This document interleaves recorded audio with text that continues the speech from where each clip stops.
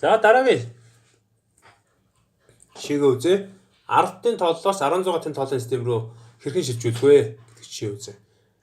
За 16-ын тооллын системийг ашиглан 107 гэсэн тоог шилжүүлээ гэж байна.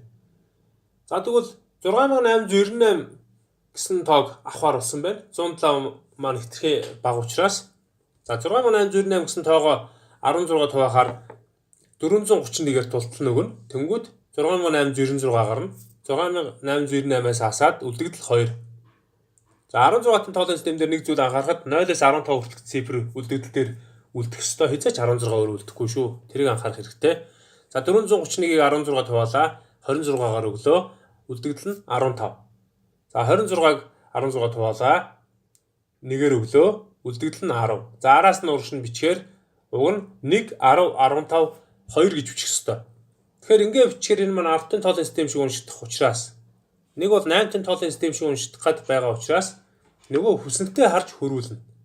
За хүснэгтээ хараад хөрвүүлэхээр 1 гэдэг тоо маань 1 хэвээрээ 16-т дээр 10 гэдэг маань A, 15 гэдэг маань F. За тэгээ 2 гэдэг маань 2. За энэ ард нь юу H үсэг ороод ирвэ гэвэл энэ хексадецимал буюу 16-ын тоолын системийн тэмдэглэгээ юм аа. Үүнийг бас анхаарах шүү оюутнуудаа. За тэгвэл 8-аас 2-ын тоол руу хэрхэн шилжүүлэх вэ? Тэгвэл 8-аас 2-ын тоол руу шилжүүлэх эхний жишээг үзье. Бид нэр 345 гэсэн тоог 2-т рүү шилжүүлье. За тэгвэл 345 гэсэн тоог маань 2-т рүү шилжүүлэхийн тулд шууд нөгөө түрүүний бидний үзсэн хүснэгтээрээ шилжүүлээ явчихна. Энэ дээр 3 гэсэн тоо хэд гэж байна? 11. 4 гэсэн тоо хэд гэж байна? 100. 5 гэсэн тоо хэд гэж байна? 101. Их мэтчлэн ингээ хүснэгтээ хараад эндээсээ хөрвүүлт хийдэг шүү оюутнуудаа.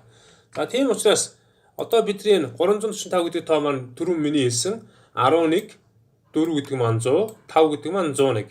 За ингээд энэ шилжчихлээ. За тэгэхээр бид нар дэвтэрэн дээр бичгтээ бол энэ бол тасалдгүй шууд бичээ явчихна. Уртлын тгийг хажив гэж ойлгож иж болно. Энэ тэг бол ерөөсөй байхгүй, тгийг бол бичихгүй байгаа. За дараа нь 2-ын системийг ашиглан тухайн тоог 8 руу хэрхэн хөрвүүлэх вэ гэж байна. За 2-ын юм тоо байсан байна.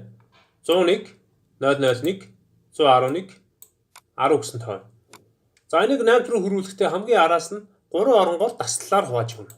110, 111, 110 гэдээ ялгаж өгöd. За энийгээ түрүүний хүснэгтээсээ хараад харьцуулаа хөрвүүлээ явуучих нь байна. За тэгвэл энэ хүснэгтээсээ хараад хөрвүүлвэл хамгийн аран 110 гэдэг тоо маань 6. За дараа нь 111 гэсэн тийм үү?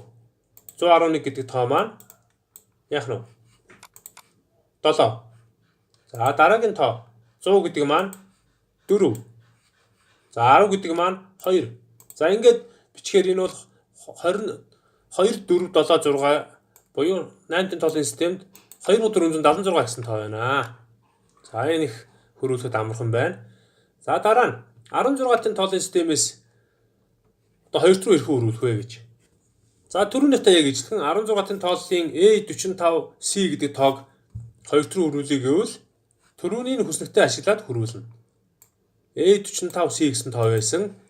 A гэдэг маань одоо 16-ын A гэдэг тоо маань 2-ын тоолын систем дээр 1010. За дараагийн 45C гэдэг тоонууд байна. Тэрийг харъя. 4 гэдэг тоо маань 4-өөр 5 маань 5-аараа. За тэгвэл 4 гэдэг тоо маань 100. За 5 гэдэг тоо маань 101. За C гэдэг тоо маань 1100 гэсэн байна. За тэгвэл одоо нөгөө тоолын систем дээр очиж харъя. Багш сая жоохон буруу ярьсан байх шүү. За тэгвэл A гэдэг тоо маань 1010, 4 гэдэг тоо маань 100. За тэг 5 гэдэг тоо маань 101, C гэдэг тоо маань 1100 болсон. За тэгвэл энэ яга урд нь 4-ийн урд 100-гийн өмнө тэг 101-ийн өмнө нэг тэг ороод ирвэл 16-ын тоолын системээс 2-ын тоолын систем рүү хөрвүүлэхдээ 4 орон бичдэг учраас нэг оронгийн нөхөж өгж байна. Нөхөж өгөөд тэг бичиж өгдөг. За энэ шиг яг нэг тайлбар байдаг. Жишээлбэл 8-аас 2-ын тоол руу хөрвүүлэхээр бол яах вэ гэхээр 8-ын тооллын тэр тухайн энэ орон жишээлбэл 11 байх юм бол урд нь нэг тэг нэмж өгнө. Энэ жишээлбэл 1 байх юм бол урд нь 2 тэг нэмж өгнө. 3 орон гүйцээгч ёстой учраас ингэж нэмж өгд юм шүү. Та хүмүүс анхаараарай. За дараа нь 2-ын тоолын системийг 16-т ерхэн өрүүлэх вэ гэхээр 2-ын ийм тоон цуваа байна. Араас нь 4 оронгоор таслаа биччихнэ. Тэрийг саяны үсэгтээ ашиглаад хөрвүүлчихнэ. За жишээлбэл 1110, 1111, 0110, 1000 гэсэн тоо байна. За энэ үсэгтээс харахаар 1000 гэсэн тоо нь хэд байх нь вэ? 1000 гэсэн тоо маань 2-ын тоолын 1000 гэсэн тоо маань 16-аар 8.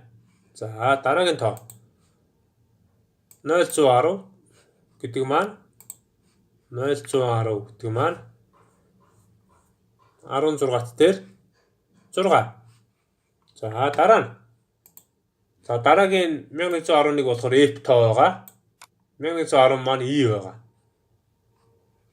За тийм байна. Одоо эндээс харах юм бол F гэдэг маань 1111, E гэдэг маань 1110.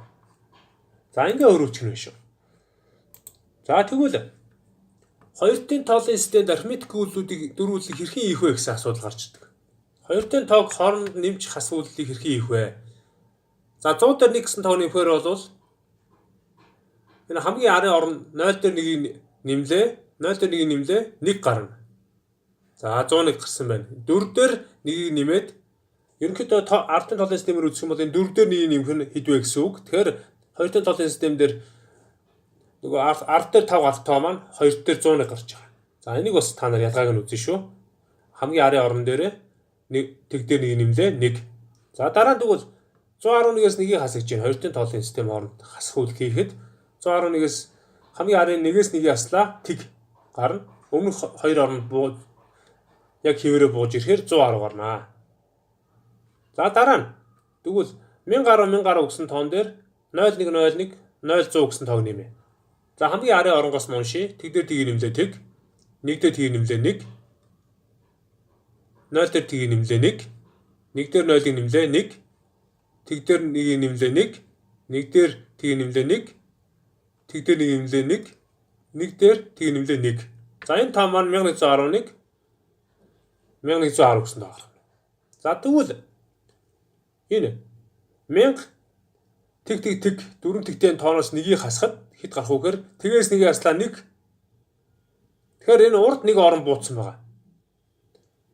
Араас 1-ийг хасахаар 1 гардаг. За тэгэхээр тэгж үзэх юм бол тэгээс 1-ийг хасахаар 1 гээд урд 1 орон унахаар 1 1 1 1 1 1 гээд ингээд 7-ыг бичнэ. За дараа нь үржүүлэх үйлдэл маань ямар үйлдэл хийх вэ гэхээр 101-ийг 110-аар үржүүллээ. За тэгээр үржүүлэхээр бүгд тэг гарна. Эхний орон бол тэгээр бичтэн. Тэгээр 1-ийг үржүүлээ тэг нь тэг нь тэг. За дараа нь нэгээр үржүүлээ. Яг бүгдийг холбоорлоод тавьчихна. За ингээд урагшаа нэг орон ахиулж бичингүүтээ хооронд нь нэмэх үйлдэл хийчихнэ. Үржих үйлдэл маань нэмэх үйлдэл хийдэг. Хуваах үйлдэл маань хасах үйлдэл хийдэг. За тэгвэл дээрээс тэг бууж ирлээ. Тэг нь 1. За дараа нь тэг дээр тгийг нэмлээ тэг дээр 1 нэмлээ 1. Тэгэд 1 дээр тгийг нэмлээ 1. 1 шууд зөөр буугаад за энэ 101 дээр 110-ыг нэм 101-ийг 110-аар үржүүлэхээр 11010 гарнаа. За дараа нь хуваах үйлдэлийг үзье. 1110-ыг 10 хуваалаа. За энийг өсөндө 14-ийг 2 хувааж ирэх гэсэн үг шүү. Тэгэхээр 7 гарах ёстой. Тэгэхээр 3-1 гэдэг маань 7 гэсэн том юм байгаа. За тэгвэл 1110-ыг 10 хуваахаар 11 эхний оронгоос 11-ээс 10-ыг хасчихын шууд. Тэнгүүд 11-ээс 10-ыг хасахаар энэ 1-ээс тгээ хасахаар 1 үлддэг байгаа. 1 доошо бууж ирнэ. Энэ дээрээс 1 бууж ирлээ. Тэнгүүд 11-ээс дахиад 1-өө өглөө 10 1 бууж ирлээ. 10-ын тгийг өгдлөө 1-ээр өглөө 10-аас 10-аас тэг. Тэг болцсон учраас тоо дууслаа. Энэ 110 гарсан байна. За оюутан бүр дараах даалгуудаас бодлогуудыг дэвтэрдээ хийгээд багштай илгээгээрэй. За анхаарал хандуулсан та бүхэнд баярлалаа.